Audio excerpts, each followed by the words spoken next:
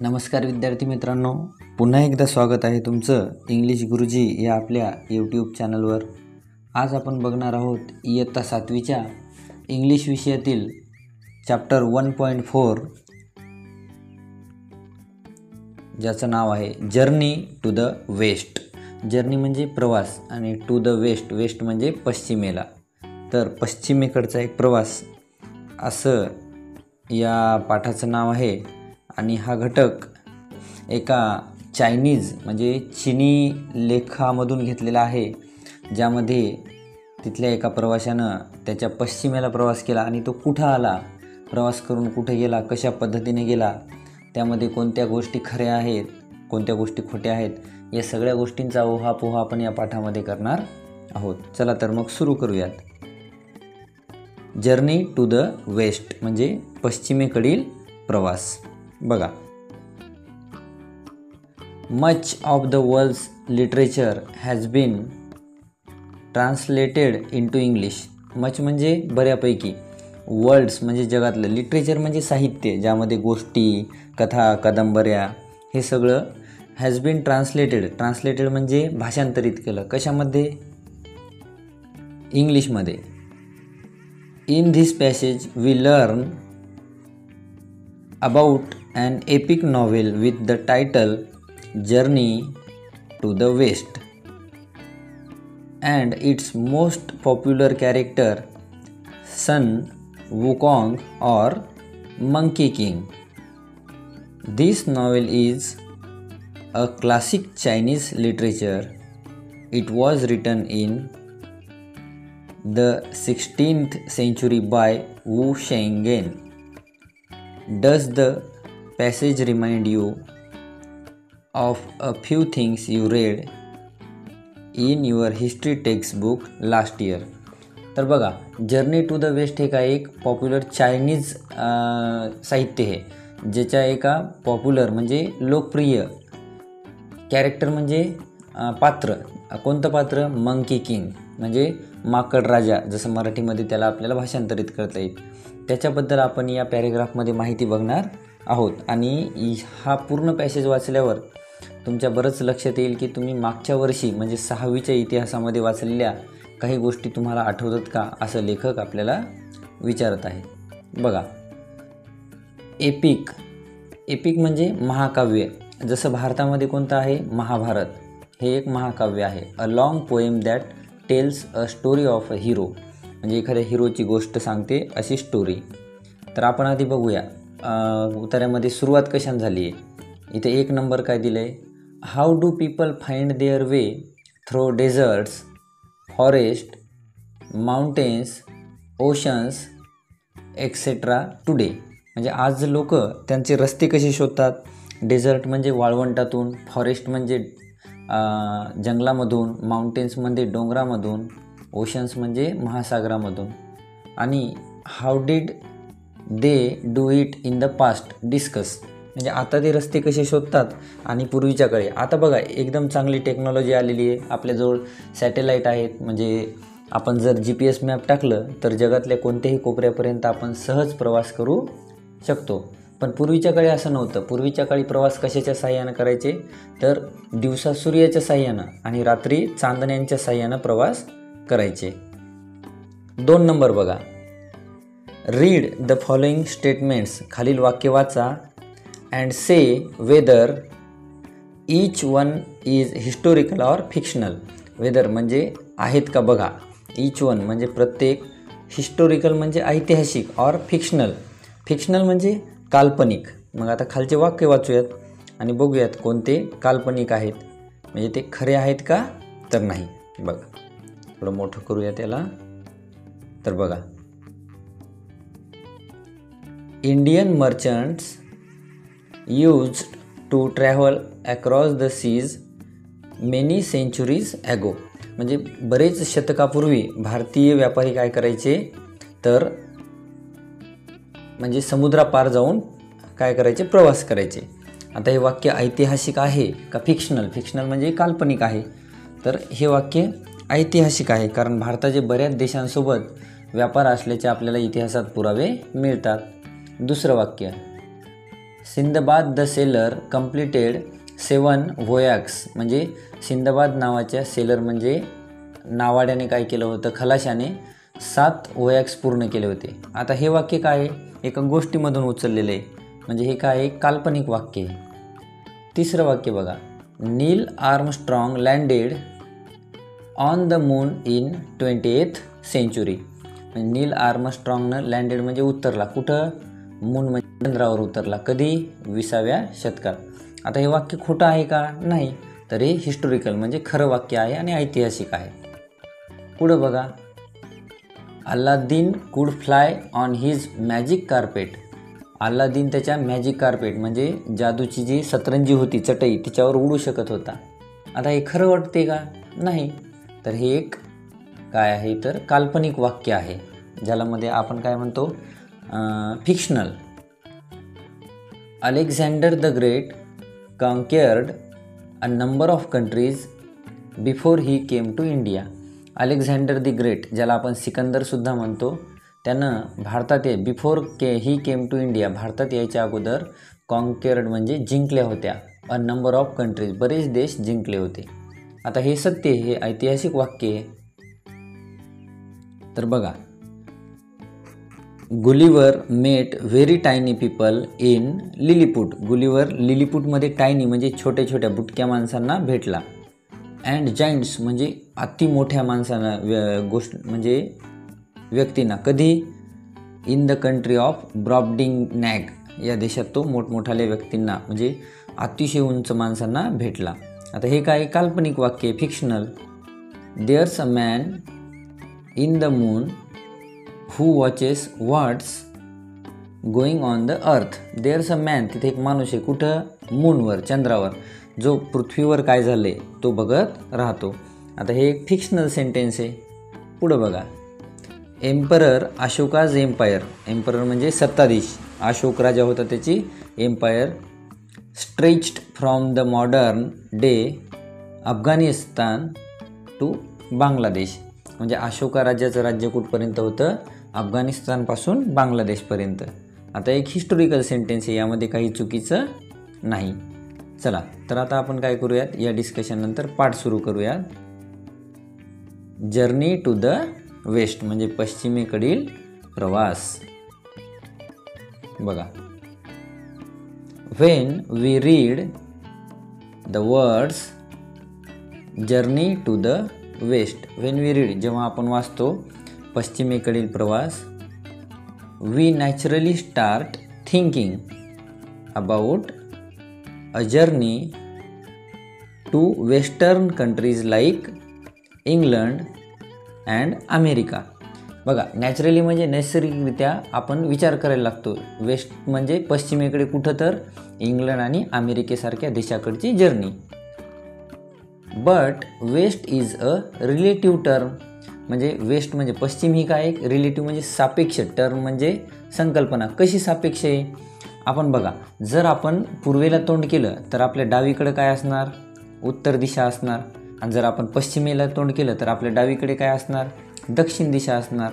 म्हणजे जसं जसं आपण फिरतो तसं तसं आपल्या दिशासुद्धा आपल्यासोबत फिरतात. मग वेस्टसुद्धा आहे. जर आपण भारतात आहोत तर आपल्या वेस्टला काय आहे, तर आपल्या वेस्टला एशियन कंट्रीज आहेत. कोणत्या, मध्य आशियाई, दुबई, सिंगापूर अशा. आणि जर आपण आपल्या पूर्वेकडे गेलो आणि चीनमध्ये गेलो तर चीनमध्ये त्यांच्या वेस्टला म्हणजे पश्चिमेला कोण असणार, भारत. बांगलादेशच्या पश्चिमेला वेस्टला कोण आहे, भारत. म्यानमारच्या वेस्टला भारत. त्यामुळं वेस्ट ही संकल्पना कशी आहे, रिलेटिव्ह आहे, असं लेखकांचं म्हणणं आहे. For centuries to our east we are the west. म्हणजे आपल्या पूर्वेकडच्या देशांना आपण काय आहोत, वेस्ट, म्हणजे आपण पश्चिम आहोत. This particular journey that we are going to read about was actually a journey from China to our own country.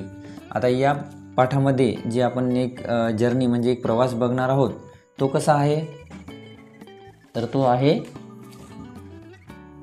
चीनमधून, चायनामधून आपल्या ओन म्हणजे भारतामध्ये प्रवास. आणि तो त्या जर्नीला काय म्हणलेलं आहे, journey to the west. It was made by the famous 7th century travel Xuanzang नावाच्या एका प्रवाशाचा हा प्रवास आहे. आणि कधी केला त्यानं तो 7th सेंचुरी म्हणजे 7व्या शतकात. आणि ट्रॅव्हलर म्हणजे प्रवासी. तर बघू मग काय घडलं त्या प्रवासामध्ये. इन दोज डेज, त्या दिवसांमध्ये, travelling from China to India was not an easy task.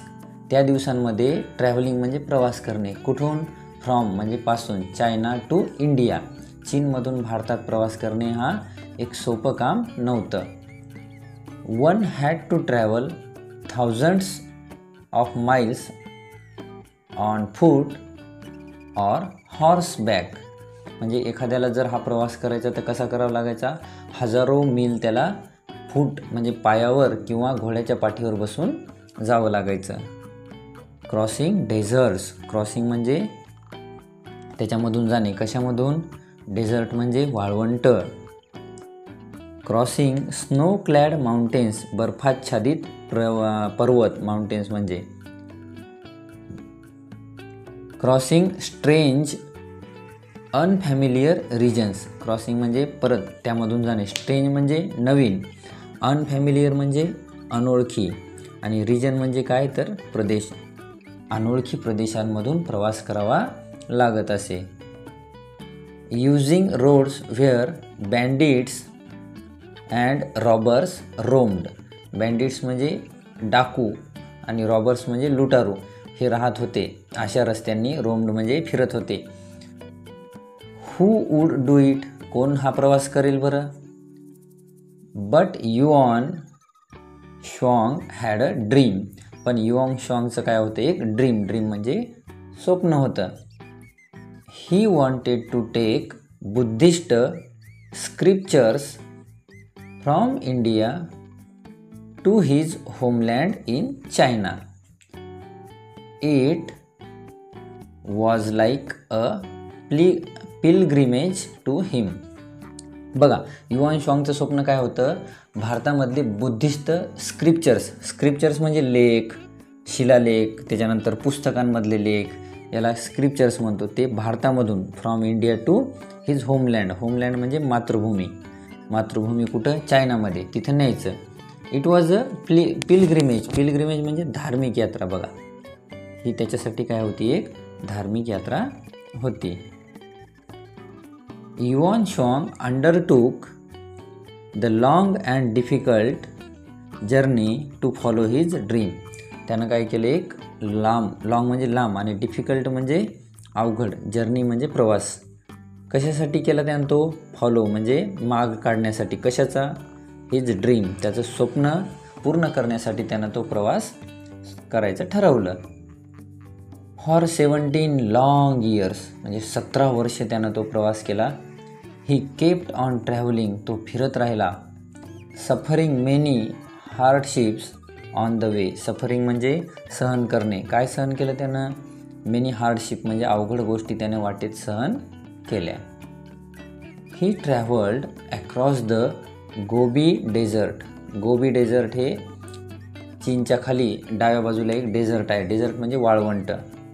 Then along the Tian Shan mountain range. आणि त्यानं काय केलं? टियान शान माउंटेन रेंज म्हणजे ही पर्वतरांगसुद्धा पार केली. And on. आणि असं करत करत असा अवघड प्रवास तो करत राहिला. Along the Silk Road through regions that are नाव Kyrgyzstan, Uzbekistan, Afghanistan and Pakistan before he came to India. बघा, सिल्क रोडवरून प्रवास करत करत तो कसा आला? किर्गिझिस्तान, उझबेकिस्तान, अफगाणिस्तान, पाकिस्तान आणि मग नंतर तो भारतात आला. In India he travelled to many parts. भारतातले बरेचसे पार्ट्स म्हणजे भाग तो फिरला. And gathered many important manuscripts. म्हणजे मॅन्युस्क्रिप्ट्स म्हणजे काय तर हस्तलिखित किंवा पांडुलिपीत लिहिलेले एक लिखित त्यांनी काय केले? गोळा केले. पुढं काय झालं मग त्याच्या प्रवासात? तर बघा, the way back home was also equally difficult. म्हणजे वे बॅक होम म्हणजे घराचा जो रस्ता होता तो सुद्धा तेवढाच कठीण होता. But Xuanzang managed to reach China safely along with the scripture म्हणजे लेखांसोबत तो चायनाला पोहोचण्यात काय झाला, यशस्वी झाला. This was a great achievement. ही काय होती, एक अचिव्हमेंट म्हणजे उपलब्धी होती त्याच्यासाठी. म्हणजे एवढा कठीण प्रवास करायचा आणि जिवंत परत जायचं, ही गोष्ट त्या काळात एवढी सोपी होती का, तर नाही. It was almost unbelievable. म्हणजे अनबिलिव्हेबल म्हणजे अविश्वसनीय, विश्वास ठेवण्यासारखी त्या काळात ही गोष्ट होती का, नाही. So much so that people thought म्हणजे विचार करायचे, पीपल म्हणजे लोक, काय विचार करायचे, द गॉड्स म्हणजे देव, आणि दुसरं कोण तर बघा, हे बा या चित्रामध्ये पाहून घ्या, एक माकड आहे, एक मनुष्य आहे आणि एक डुकरासारखा व्यक्ती आहे. तर लोक काय विचार करायचे बघा, द सुपर नॅचरल पॉवर्स म्हणजे अनैसर्गिक शक्ती had helped yuan शुआंग in his quest म्हणजे शोध, त्याच्या शोधामध्ये त्याला म्हणजे नैसर्गिक दैवी शक्तींनी काय केलं, साथ दिली, असं लोकांना त्या काळात वाटायला लागलं. This gave rise to many interesting folktales म्हणजे काय, दंतकथा. यानं काय झालं, त्याच्या त्या प्रवासानंतर चीनमध्ये बऱ्याच अशा दंतकथा त्याबद्दल सांगितल्या जाऊ लागल्या. सेंचुरीज लेटर म्हणजे कितीतरी शतकानंतर an epic novel called Journey to the West was written about this famous pilgrimage. कितीतरी शतकानंतर काय झालं, या फेमस पिलग्रिमेज म्हणजे धार्मिक यात्रेसंदर्भात दंतकथा लिहिल्या गेल्या, नॉवेल लिहिल्या गेली, आणि तिला काय म्हटलं गेलं, Journey to the West. The novel made use of many of the folktales. या नॉवेलमध्ये काय केलं त्यांनी, बऱ्याचशा दंतकथांची मदत घेतली.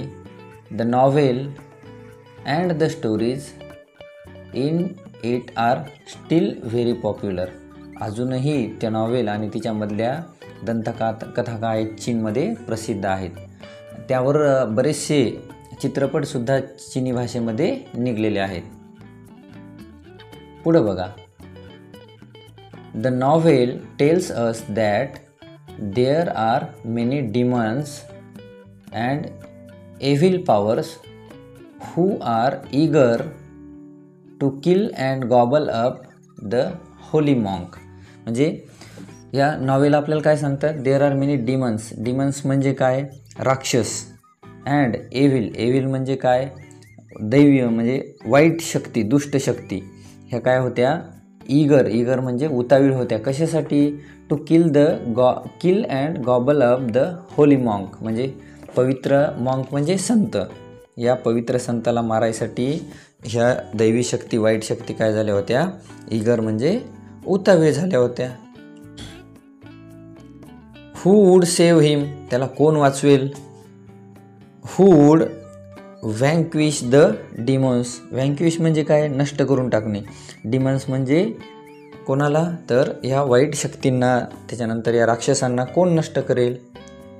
वेल द ग्वानिन डेटी म्हणजे देवी. ग्वानिन डेन काय केलं, who is the goddess of mercy म्हणजे दया, दयेची देवी असणाऱ्या ग्वानिन डेटी या देवीनं काय केलं, हॅज सीन टू दॅट, ह्याच्याकडे लक्ष घातलं. शी हॅज असाइंड म्हणजे एखाद्याची नेमणूक करणे. धिस टास्क म्हणजे हे काम, टू 3 स्पेशल पीपल म्हणजे 3 स्पेशल पीपलला तिनं काय केलं, हे काम दिलं. कोण कोण होते ते स्पेशल पीपल बघा. त्यामध्ये पहिला होता सून वुकॉंग और द मंकी किंग. सून वुकॉंग कोण होता, मंकी किंग म्हणजे माकडांचा राजा. दुसरा होता झू बज्जी और पिक्सी. झू बज्जी म्हणजे दुसरा एक होता पिक्सी म्हणजे डुकरासारखा दिसणारा.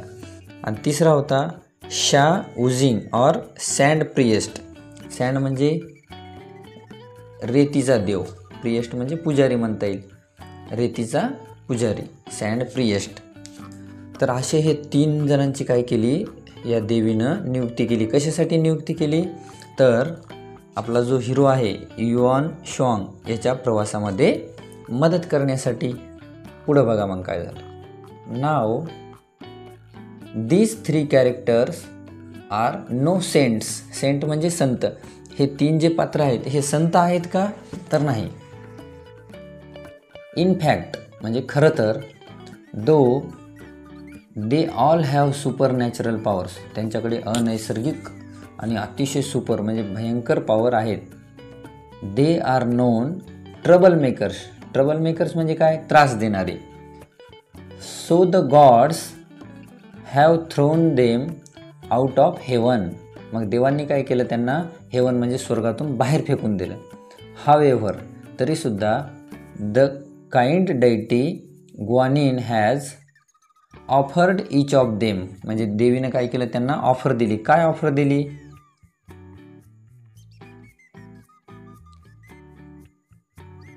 मोर चान्स. त्यांना प्रत्येकानं काय केलं, एक संधी दिली. कोणती संधी, if you help the holy monk. तुम्ही जर त्या मॉन्क म्हणजे संताला मदत केली. कोणाला, युआन शुआंगला. In his pilgrimage to India, त्याच्या भारताच्या धार्मिक यात्रेसाठी. If you use your powers for this good work, म्हणजे चांगलं कामासाठी जर तुम्ही तुमच्या पॉवर्स वापरल्या, then you may return to heaven. मग तुम्ही, मे म्हणजे शक्यता, रिटर्न म्हणजे परत येऊ शकता. कुठं, हेवन म्हणजे स्वर्गात. That is why the 3 characters, म्हणजे हे 3 पात्र हॅव ॲग्रीड. ॲग्रीड म्हणजे सहमत झाले. कशासाठी, to be Yuan Shuang's disciples and to help Yuan शुआंग in his difficult journey. Disciples म्हणजे त्याचे सहयात्री व्हायला ॲग्री म्हणजे ठरवलं त्यांचं, आणि त्यांनी काय केलं, त्याची मदत करायचं ठरवलं. And sure enough they have many thrillings, exciting and sometimes humorous adventures on the way to the holy land India.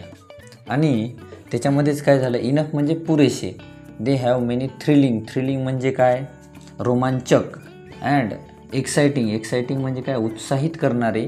And sometimes humorous. Humorous म्हणजे सहज घडणारे. ॲडव्हेंचर्स म्हणजे काय, तर साहसी गोष्टी अशा बऱ्याचशा त्यांच्या म्हणजे भारताच्या प्रवासामध्ये त्यांच्यासोबत घडल्या. तर त्या कोणत्या घडल्या बघा. The most powerful among the 3 disciples is soon वुकॉंग. या तिघांमध्ये सर्वात पॉवरफुल कोण होता, सून वुकॉंग. त्याचं दुसरं नाव आहे मंकी किंग. हा सर्वात पॉवरफुल होता. एव्हरीथिंग म्हणजे प्रत्येक गोष्ट about him is extra ordinary. Ordinary म्हणजे सामान्य आणि एक्स्ट्रा ऑर्डिनरी म्हणजे असामान्य. प्रत्येक गोष्ट कशी होती त्याची, असामान्य होती, सहज घडणारी होती का, नाही. He was born when winds blew over a huge stone egg on the Flower Fruit Mountain. Flower फ्रूटच्या माउंटेनवर एका खूप म्हणजे जोराचे वारे वाहत होते आणि तेव्हा त्यांचा जन्म झाला. He is able to transform himself in 72 different ways. बघा, एबल टू ट्रान्सफॉर्म म्हणजे रूपांतरित करणे, हिमसेल्फ म्हणजे त्याला, एबल म्हणजे शक्य असणे, म्हणजे एखादी गोष्ट करण्यास सक्षम असणे. तो कशासाठी सक्षम होता, स्वतःला 72 वेगवेगळ्या पद्धतीने, डिफरंट म्हणजे वेगवेगळे, वेज म्हणजे मार्ग, वेगवेगळ्या 72 पद्धतीनं तो स्वतःला काय करू शकत होता, बदल करू शकत होता. Not only that but he can also transform each of his hair strands into any living or non-living thing of his choice. एवढंच नाही तर तो त्याचे जे केस आहेत त्या केसांना सुद्धा ट्रान्सफॉर्म म्हणजे रूपांतरित करू शकत होता. कशामध्ये, एनी लिव्हिंग म्हणजे जिवंत, नॉन लिव्हिंग म्हणजे मृत किंवा निर्जीव वस्तूमध्ये तो बदलू शकत होता. As you wish gold banded cudgel is also magical. त्याच्याकडे गोल्डन हे होतं, कजेल म्हणजे काय म्हणता येईल, कडं, ते सुद्धा काय होतं तेवढंच मॅजिकल होतं. इट कॅन ग्रो, सॉरी कजेल म्हणजे भाला म्हणता येईल आपल्याला किंवा दांडा म्हणता येईल. It can grow as big as a pillar. म्हणजे पिलर म्हणजे मोठा जो कॉलम असतो मंदिराचे किंवा मंडपाचे जे उभे बांधलेले बांबू असतात त्यांना आपण म्हणतो पिलर. सपोर्टिंग द स्काय म्हणजे आभाळाला सपोर्ट म्हणजे काय, त्याला साथ देणे. तर आभाळाला सहारा देईल, सपोर्ट म्हणजे मदत करेल किंवा सहारा देईल, एवढे मोठा तो पिलर व्हायचा. But at other time it becomes as tiny as a needle. म्हणजे एखाद्या सुई एवढं ते लहान व्हायचं बघा. Then monkey king just tucks it away behind his ear. म्हणजे तो काय करायचा, छोटंसं सुई एवढं झालं की कानाच्या मागे त्याला फसवून टाकायचा. टक्स म्हणजे फसवणे. Sun Wukong can travel thousands of kilometer in just one somersault. म्हणजे समरसॉल्ट म्हणजे काय, एक कोलांटुळी मारायचा आणि तो पाहिजे तेवढे हजारो किलोमीटर एका सेकंदामध्ये प्रवास करत असे. He can walk through fire. तो आगीमधून, ट्रॅव्हल अंडर वॉटर पाण्यामधून प्रवास करायचा. And fly to any place at will. म्हणजे इच्छा असेल तिथे फ्लाय म्हणजे उडून तो सहज जायचा.